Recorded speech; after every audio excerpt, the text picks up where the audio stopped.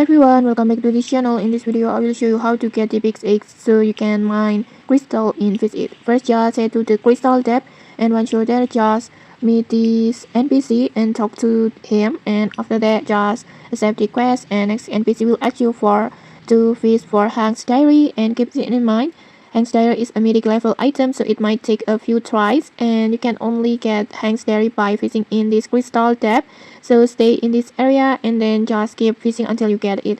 And when you successfully catch the Hank's diary, it will look like this.